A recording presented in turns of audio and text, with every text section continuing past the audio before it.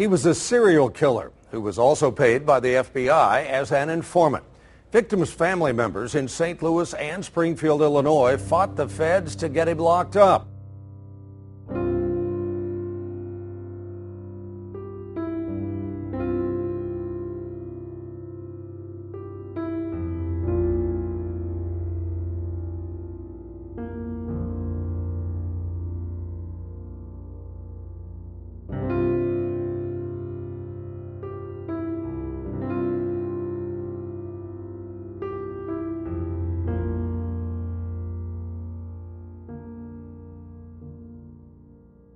Welcome back to Missing. I am Tim here today with Lance. Lance, how are you today?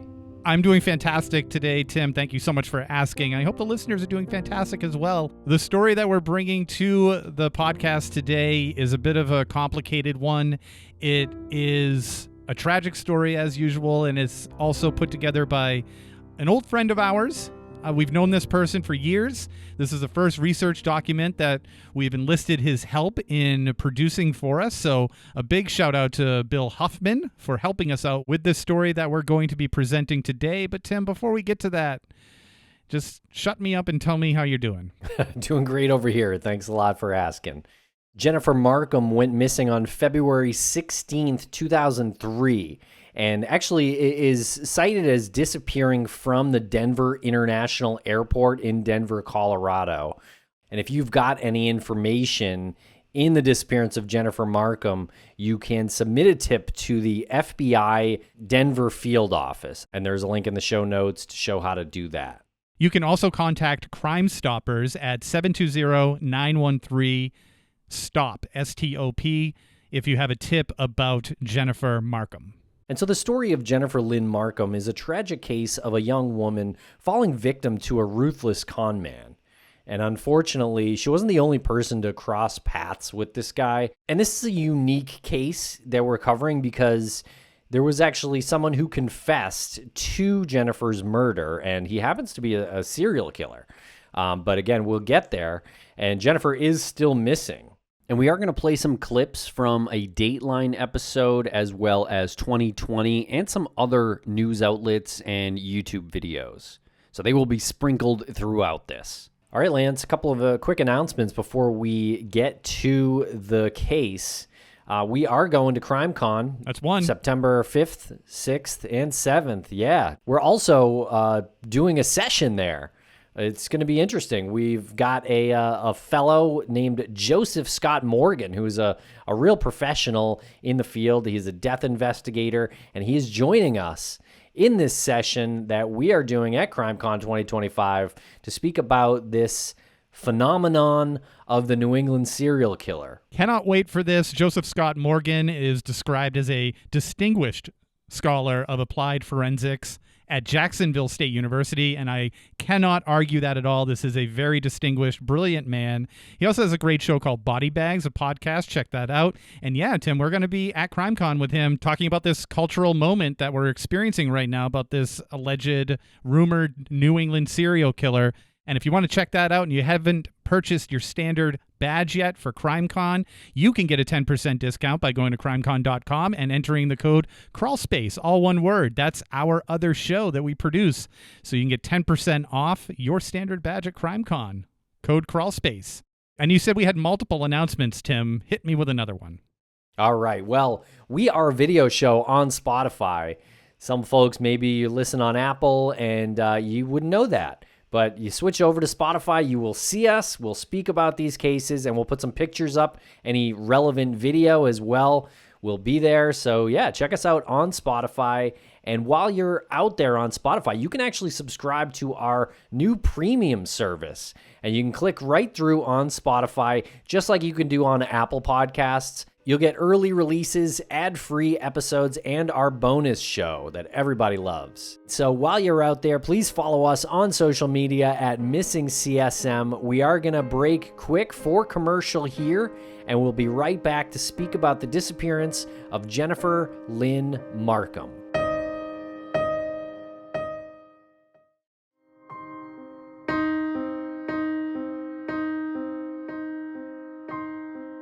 Jennifer Lynn Marcum was 25 years old when she went missing on February 17th, 2003. She's a white female, blue eyes, has her ears pierced, and she has brown hair. And she was last known to be headed to the Denver International Airport, and her car was found abandoned near the airport. And a little bit more context on this location at 8500 Pena Boulevard in Denver. It is near the airport. It's also near a couple of different car rental, Enterprise, Avis, Payless car rental. It's like the area within the airport proper. So if we say her car was found at the airport, it's not found in the parking garage of the airport. It's found in these little lots. I'm sure everybody is familiar with how the area, the radius around an airport is geared towards the airport. Car rentals, hotels. So it was in that area. So essentially we could say it was at the airport, but not technically within the confines of an airport parking lot. Right. It's not like she went through security. Yeah, exactly. So we're going to take you to Lakewood, Colorado. And this is at the foothills of the Rocky Mountains. People might be familiar with some of the attractions in Lakewood: Red Rocks Amphitheater, Colorado Mills Mall, Dinosaur Ridge, as well as the Coors Brewery. She was a very happy person. I mean, she laughed a lot. She was always smiling and joking. So a little bit about Jennifer. She did not finish high school. She moved to the Denver area with her young son. She had a young son from Illinois.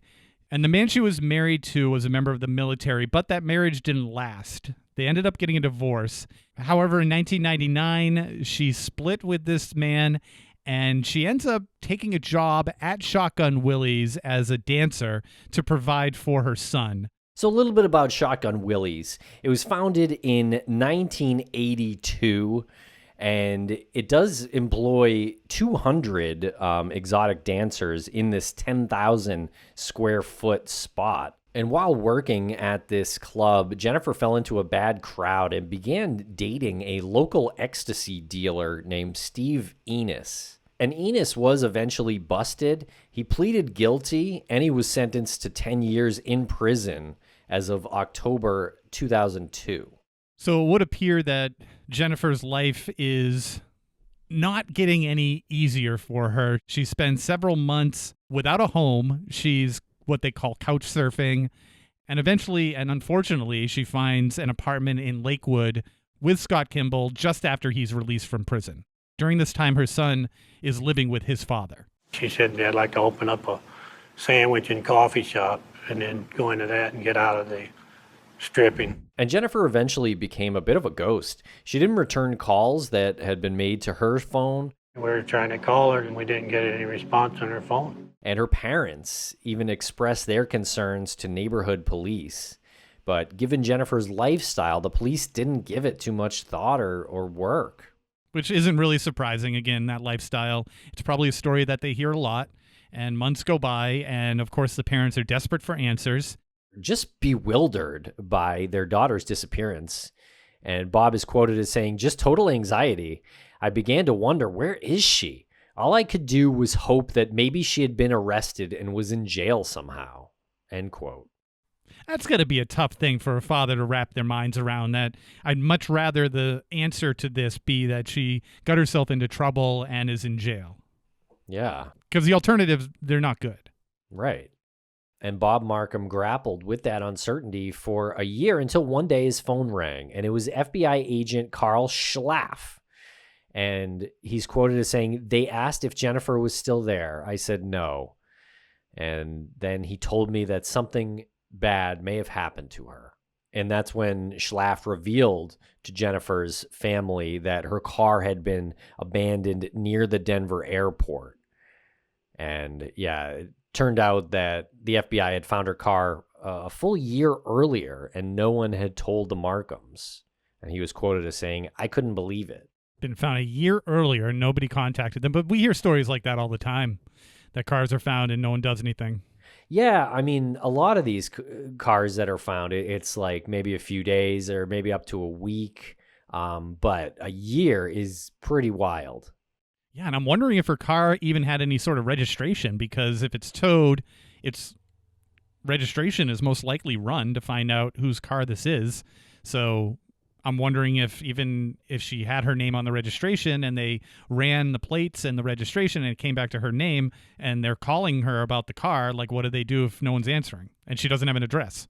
Bob Markham and Mary Willis, who are Jennifer's parents, they were Jennifer's strongest advocates. And after Jennifer Markham went missing, her father spent 2 years searching for her, and he put up posters all across Denver, including a $20,000 reward for information and paid for a billboard that was displayed actually right above Shotgun Willie's. And it included the poignant question, "Jennifer, where are you?" And obviously the parents care about their daughter, or they wouldn't have done this. They wouldn't have included a $20,000 reward. And I don't think they would have phrased that on the billboard had they not cared for her and wanted her to come home, even though she didn't stay in very close touch with her parents. And during that time, apparently they weren't even that surprised when she wouldn't return the calls. There's a quote here from Bob, quote, "She changed her phone before when she didn't want to talk to somebody, but she'd call you eventually." So that's Bob, Jennifer's father. That's a quote from Westword. And he goes on to say, one time she had 2 phones at the same time. She decided on which one she was going to answer and when. So for whatever reason, she was not very communicative to what seems to be not just her parents, but to other people as well, via phone calls. Right. And the Markhams turned to Families of Homicide Victims and Missing Persons, which is a Colorado-based nonprofit started by Howard Morton, whose eldest child went missing in 1975. And that's the group that helped the Markhams set up the billboard. And Lance, I just, it kind of reminds me of private investigations for the missing a little bit, because, of course, the founder of PIs for the Missing, Bruce's daughter, Brianna, went missing, and that's what inspired him to start that nonprofit. There are a few other examples like that, Kloss Kids, and then, of course, John Walsh, right? I mean, he was inspired in the murder of his son to launch America's Most Wanted. So, yeah, some precedent there. Yeah, for sure. And it's really inspirational to have this organization mentioned in this story. I like that the Markhams reached out to this private organization, this nonprofit. And the link for this is in the show notes if anybody's curious to learn more about them. And in June of 2006, an article was written for Westword, and it was written by Luke Turf.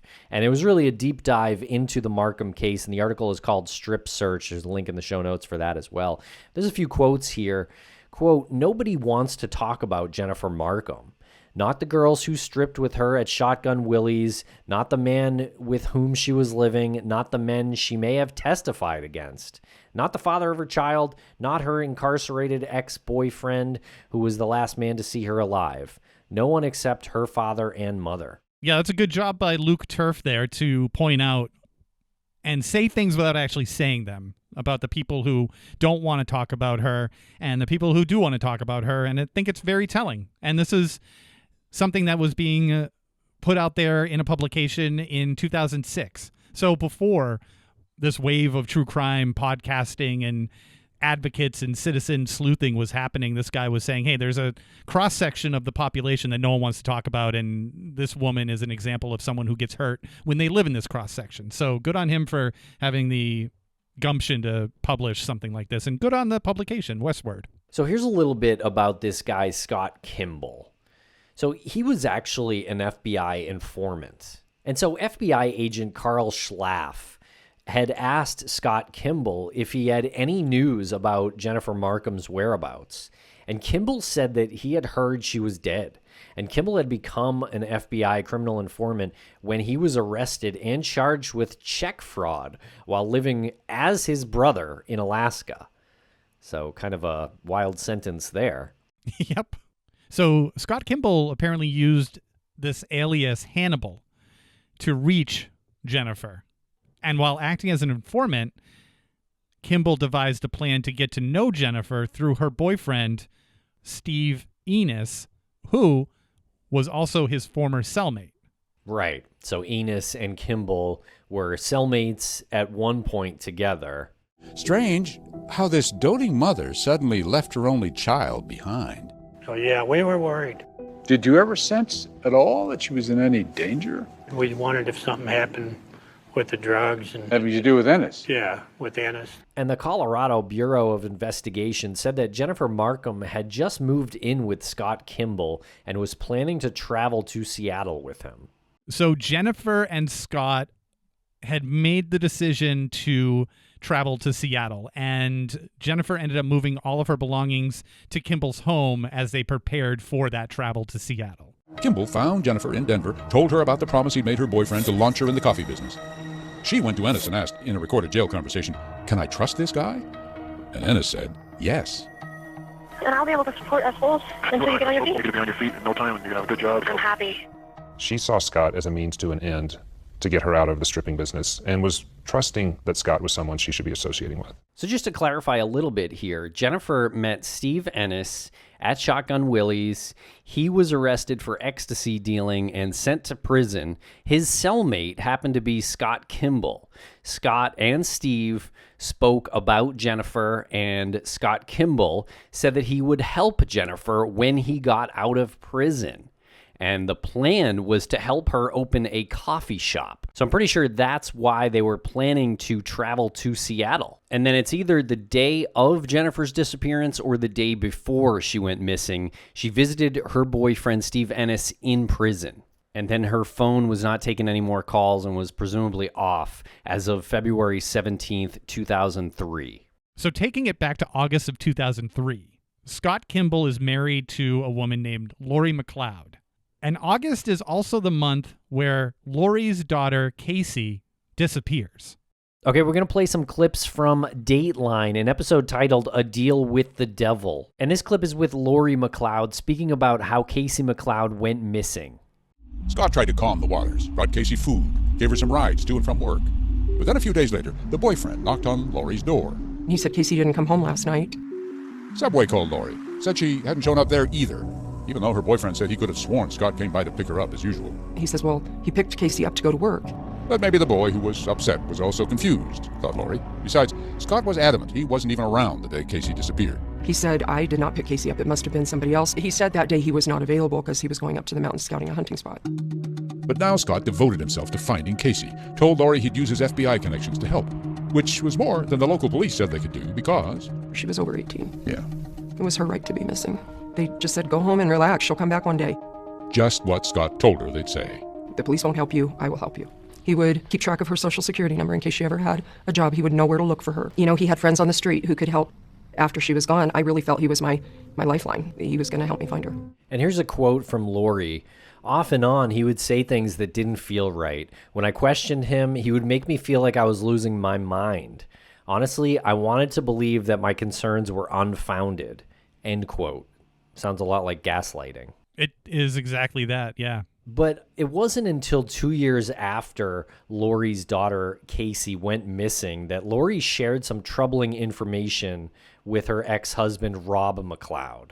And Rob is quoted here as saying, I was talking to Lori, and she said, well, that whole weekend Casey went missing isn't quite what I told you. There's a little more to it than that. She mentioned that Kimell took off the same weekend Casey did on a solo trip.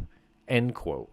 And it wasn't just Lori and Rob who were the ones raising concerns here about Scott Kimell. In the early part of 2006, Scott Kimell became a suspect in a case which was investigated by Detective Gary Thatcher from the Lafayette, Colorado Police Department. In early 2006, a local bank called the police to report that $80,000 had vanished from a client's business account. Looked like somebody was forging checks. A young detective named Gary Thatcher got the call.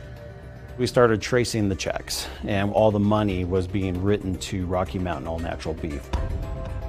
Thatcher looked it up and discovered the company belonged to a guy named Scott Kimell, a name that meant nothing to Detective Thatcher. We went to the banks and we had video footage of him at the banks cashing these checks. Did you begin to form the impression this was a con man you were dealing with here? Yes, definitely. So Thatcher went to Scott Kimell's house, and Kimell's wife, Lori, came to the door. He said he needed to talk to Scott Kimell, And I said, well, he didn't come home last night, so I don't know where he is. So Thatcher asked Laurie to come to the police station for a formal interview, intending to dig into the fraudulent habits of her wayward husband. Instead, Laurie surprised him with a whole new revelation, that her daughter Casey was missing, had been gone more than 2 years. And one of the last people to see her was Scott Kimell. He had actually given her money to take off. I knew Scott was in contact with her. He had been taking her to and from work. And we'll be right back after a quick word from our sponsors. Thanks to our sponsors, and now we're back to the program. When Detective Gary Thatcher set out to find a check fraud suspect named Scott Kimell, the trail led to a missing woman named Casey Mloud. That was a surprise. But nothing like the surprise Thatcher got when he learned that his suspect, Kimell, was not only working for the FBI, he was working on the case of another missing woman. Her name? Jennifer Marcum. And according to Dateline, Bob Markham, he had a friend in law enforcement, and he asked his friend to run his daughter's name through the police database. And the very next day, Bob got a call from an agent at the FBI who said he'd been investigating Jennifer's disappearance. But, said the agent, the case is going nowhere. There's no new evidence. We haven't got any breaks in the case. So Bob's not settling yet. He's really searching for answers here. He requests a meeting with an informant who once shared a prison cell with Jennifer's boyfriend, Steve Enos, and that informant provided an alias, which was Joe Snitch. And finally, the FBI agent set up a meeting with somebody he called his guy, a confidential informant who was helping with Jennifer's case. I said, well, what's his name? And he said, well, we'll just call him Joe Snitch. And they met at a park outside of Denver.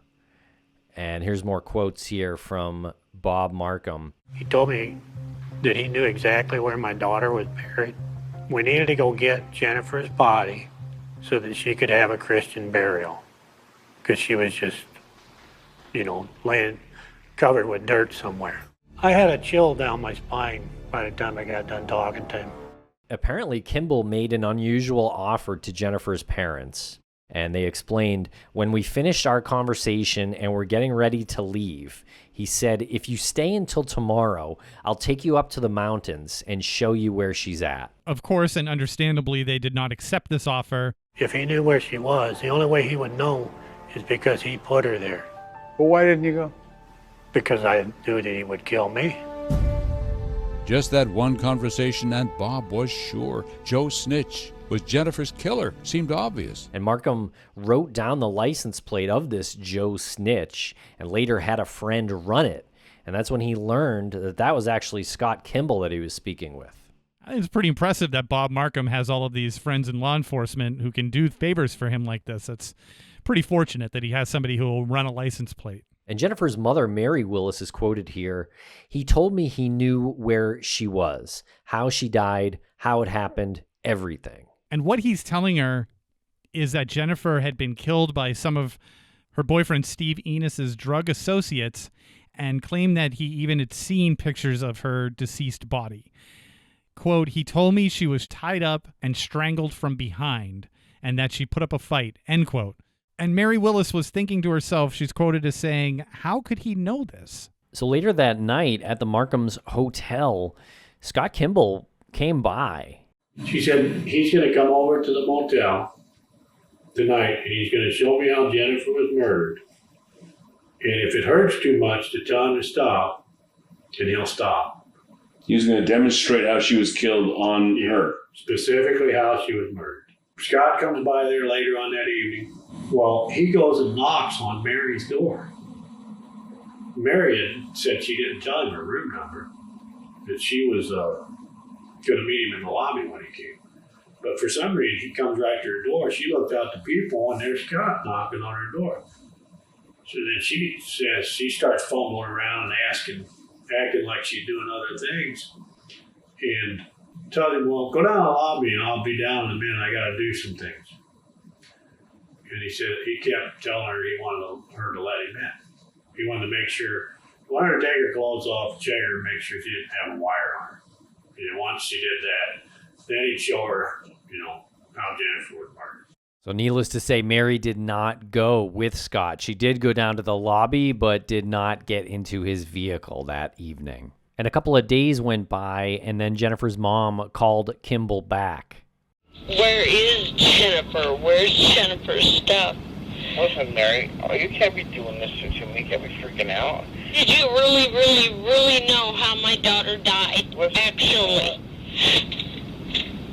I already told you what I knew. I told you what I can and can't say, and I already told you what I was willing to show you. You had your chance. I don't get it. What did you show me, Joe?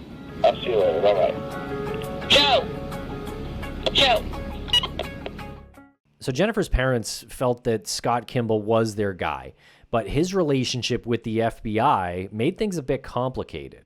Markham called the FBI agent who'd set up the meeting. I told him this guy killed my daughter. And he said he was blowing smoke up our butts.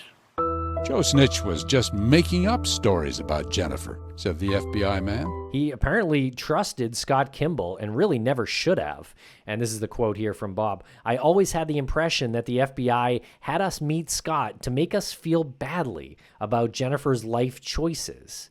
But I didn't care because I loved Jennifer, no matter what she did. End quote. As he's overwhelmed with emotion. That's really rotten of the FBI to do that if that's really what happened. Yeah. So Casey Mloud's father, Rob Mloud, read an article about Jennifer Marcum's disappearance, and that led him to call Bob Markham, Jennifer's father. And the reason he contacted him was because in the article, it stated that Scott Kimell was the last person that had been seen alive with Jennifer, the same Scott Kimell suspected in his daughter's murder. And two fathers of the victims pressed the FBI to further investigate the cases, and that actually led authorities to believe Kimell may have committed these murders. So just to update people here a little bit on Scott Kimell, so we can keep things a little bit neater in this timeline. In 2006, Kimell's lies and manipulations finally fell apart when Bob and Rob, the fathers of the two missing women, approached the FBI. And this is a really wild part of the story. Scott Kimell's sons, Cody and Justin, they were children at the time of Scott's killing spree, and they discussed for the first time details around what they claim is their father's attempt to kill Justin when he was only 10 years old. Our dad has this idea to go outside and hang out and play, which I thought was kind of cool, but I always thought it was a little weird because it was pretty late. Dark? Definitely dark, yeah. A lot later than any of us usually play outside. There was this big steel grate that was usually just like laying down on the dirt, but it was propped up against a truck, which I thought was a little weird. The cattle grate was 8 to 10 feet long, and they're guessing weighed about 300 pounds. And he sent Cody inside, and then he told me that he wanted me to dig a hole specifically in like a spot where he pointed on the ground. Right under the grate? Uh-huh. He told me to dig this hole, and he said, I need you to look at the horizon and don't break your stare. Be a good soldier and do what I say. All of a sudden, Justin says he's digging, and then he sees a bright light. And then Justin is quoted as saying, it felt like I saw a bunch of stars, flashes in front of my face, and then came the big wham. And I heard it hitting me. And I remember running back out the door, and I just see my dad carrying my brother. I just see blood coming from Justin, and he's in a lot of pain, and I was very scared that I don't know what's wrong with him. Cody came outside, and I just had a huge head injury, and I could barely keep conscious, and all I was trying to tell Cody was, it's a trick. While en route to the hospital, Justin claimed his father tried to kill him again by pushing him out of the moving car. And Justin told the news program 2020, quote, what I do remember, him pushing me out was by my face, because I remember how big his hand was and how warm it felt on my cold face. What a sad, sad moment for this poor guy. And according to a police report, Scott Kimell told officers he was inside when Justin was playing near the grate, so he's denying that, of course. He looked out and saw that it had fallen on top of his son. And then Kimell also told police that he was trying to pull Justin back into the car, not push him out. Right. Kid's been hit on the head. He's probably not remembering these things correctly. But Justin does say, I just remember thinking this guy is going to kill me, and he's obviously making it look like an accident. No one's going to know because I'm going to be dead.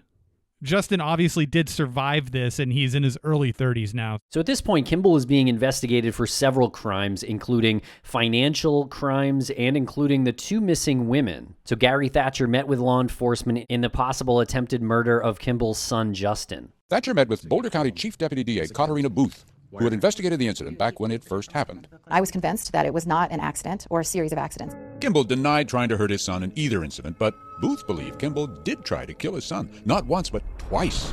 First by toppling that steel grate on him, and when that failed, pushing him out of the car. As for why a man would do that to his own son, Booth had a theory. Scott Kimell had been checking and snooping around the insurance policies and who was the named beneficiary on his son's policy the same day as those accidents. Booth discovered that if the son had died, Kimell would have collected $50,000. It was criminally motivated, financially motivated, so that Scott could just get his insurance proceeds. So after Justin's injuries, when Terry Kimell, Scott's uncle, came to stay with them, but he apparently vanished just as abruptly. And Scott said that he had met a stripper and won the lottery and moved to Mexico. In March 2006, Detective Gary Thatcher and Prosecutor Katarina Booth were ready to arrest Scott Kimell for check fraud, and he, quite suddenly, vanished. So a subsequent warrant was issued for Scott Kimell's arrest. 2 months later, U.S. Marshals track him down. There's a high-speed, dramatic car chase through California's Coachella Valley, and they finally apprehend Scott Kimell. And we'll be right back after a quick word from our sponsors. Thanks to our sponsors, and now we're back to the program. And with Kimell safely in custody, Detective Thatcher made a vow to Rob McLeod. Quote, he said, "Rob, when there's smoke, there's fire. I will not forget Casey. I will not rest until we find out what happened to her." You're going to say what you're going to say, because only you know the truth, Scott. Yes, I do know the truth. It was a strange and frustrating experience talking to Scott Kimell. I know what I have done, and I know what I haven't done. Whatever you have is what you have. But whatever you have, I know what I have done, I know what I haven't done. The guy seemed to revel in toying with detectives. I'm not talking anything about Casey. I don't know anything about poor little Casey. I don't know where she's at. So you can see how sort of this investigation unfolded from different directions, kind of eventually met in the middle, and everyone got caught up with the story, but it did take some time. Yeah. Kimell finally cracked. Last fall, he agreed to help investigators find Jennifer Marcum's body in exchange for a plea deal, second-degree murder on 4 counts. Guilty. So Kimell agreed to plead guilty to second-degree murder for the 4 killings. How is that second degree? How is that second-degree murder? Okay, I guess they had to plead down in order to get him to plead guilty. And to probably take the investigators to find their remains. Yeah. Right. So he was sentenced in October of 2009 to 70 years in prison for the murders. And in 2018, he attempted to escape from prison and pled guilty to that. And according to the Federal Bureau of Prisons, Kimell is currently located at penitentiary in Coleman, Florida, with a set release date of January 7th, 2082. And those murders, the 4 murders which he pled guilty to, were that of Casey Mloud, who was 19, Leanne Emery, who was 24, Jennifer Marcum, 25 years old, and his great-uncle Terry Kimell. And just a little bit more on these other victims. Casey Mloud's body was located. Her remains were located about 4 years after she went missing. And again, she was 19 at the time of her disappearance. So tragic. And she had gone missing on August 23rd, 2003. And investigators already knew that Scott Kimell said he had been hunting on the day Casey Mloud disappeared. While executing a search warrant of Kimell's belongings, FBI agent Jonathan Grusing had found a receipt for a grocery store in Walden, Colorado, which is surrounded by National Forest land. I thought, well, what if that Walden receipt had something to do with Casey's disappearance and this forest? So Grusing dug the receipt out of his files, and lo and behold, it was dated August 24th, 2003, one day after Casey vanished. But it's a big forest, over 1 million acres. Even if she was here, could they ever find her? Grusing called the U.S. Forest Service and learned that a hunter had recently found a skull on the ground in the area. Grusing is quoted as saying, based on what Scott has said, based upon the receipt, based upon the forsaken place this hiker was recovered, I had a really good notion that it was Casey. And he was speaking about the skull that was found by the hunter. And it turns out that he was correct in that assessment, in that notion, and the confirmation was essentially where the investigation took a turn. And according to an article from the Idaho Statesman, Leanne Emery was 24, and she had been diagnosed with bipolar disorder in her teens. And she, too, had worked as an exotic dancer and had been briefly married to a Texas man who was incarcerated at the time, which led to her growing involvement with people involved in drugs and other crimes. And after a week-long crime spree involving check fraud and robbery, Kimell actually shot her in the head with a handgun that she had bought for him a few days earlier. And Kimell's information led investigators to Leanne's body in Utah's Book Cliffs. And we mentioned Terry Kimell earlier, and in July of 2009, Terry's remains were located near Vail Pass, Colorado, and apparently Scott had led investigators to where he left Terry's body. His very own uncle, Terry. He was the guy who moved in with Scott in 2004, then mysteriously vanished, supposedly won the lotto and moved to Mexico. But no such luck for Terry. Kimell admitted he killed Terry too, hid his body, and remembered every detail. He reeled off from memory exactly where Uncle Terry was. He provided us a map that was extremely detailed, and he told us what clothing Terry was wearing, including the change in his pocket. Kimell said he dumped Terry high in the hills above the famous ski resort, Vail, Colorado. Up and down they walked in that wilderness for hours, 10,000 feet up. It was getting towards the end of the day, and I spotted a gray tarp that was wrapped with rope underneath a tree. It was him, the uncle who'd come to help Kimell and wound up dead. Uncle Terry came to town with a suitcase full of money from a divorce.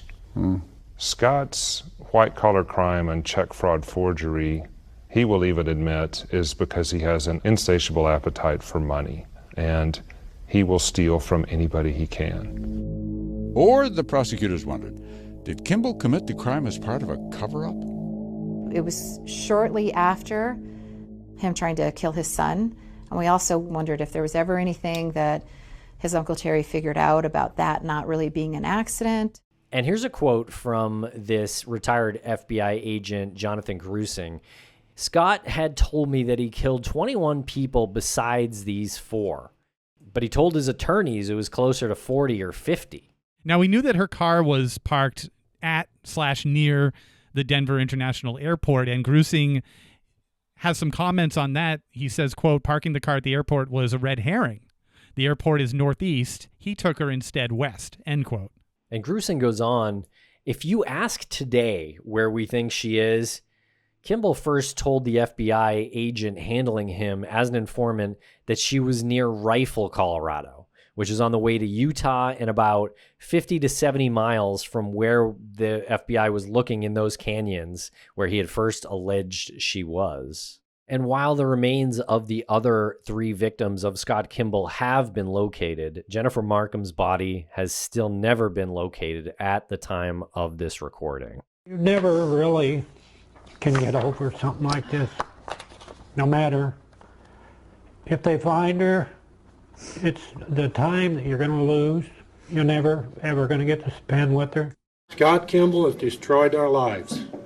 Our lives will never be the same. Scott tried to look so humble and everything in the thing, like he was being mistreated. Scott's an animal. He really is. And as far as the Federal Bureau of Investigation allowing a serial killer, an active serial killer, to be a paid informant by the U.S. government, here's a little bit more on that. And Kimell is amused the FBI paid him for information. I keep referring to them as the most elite police force in the world because that's what they call themselves, and it kind of reminds me of the Keystone Cops and the Three Stooges. Calvin Shivers is special agent in charge of the FBI's Denver division.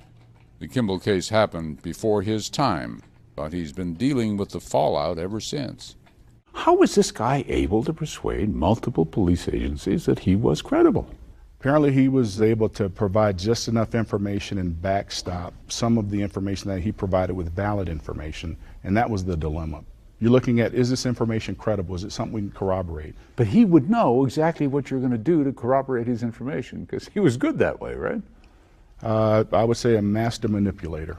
Does the FBI feel it needs to take responsibility for some of that? We have made adjustments to how we deal with informants. I'm really focused on, what can we do different? We, I think, are more diligent as an organization in dealing with sources. We recognize, again, there's potential risk, especially with those who are involved or have been involved in criminal activity. Wow. Well, this is a crazy story, very dark and convoluted.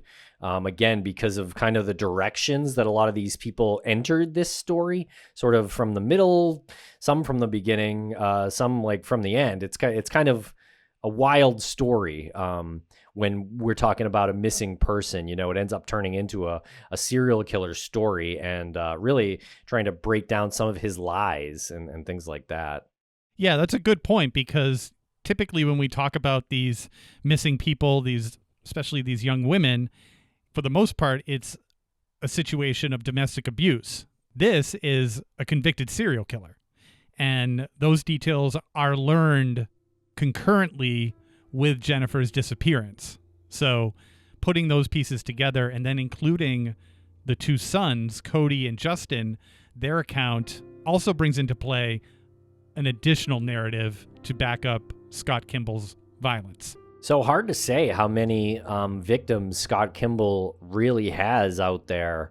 I guess he's given several different answers to that, but with the ease that he was able to, nearly kill his son, Justin, I would say that he's probably got more than 4 victims out there. But it could be anywhere up to about 50, which is pretty wild to think of. And retired FBI agent Jonathan Grusing stated in an interview with The Independent that, quote, as long as Jennifer is missing, they will keep the case open, end quote. And Grusing ceased working on Jennifer's case in 2021 after being misled by Scott Kimell for years regarding the location of her body. And of course, if there are any updates in Jennifer Lynn Marcum's disappearance, we will be sure to bring them to our listeners as soon as we possibly can. And if you have any information, please submit a tip anonymously to the FBI at tips.fbi.gov. Make sure to comment on Spotify or YouTube and let us know what you think of this conversation. Thanks a lot for listening. We'll be back next week with another new episode.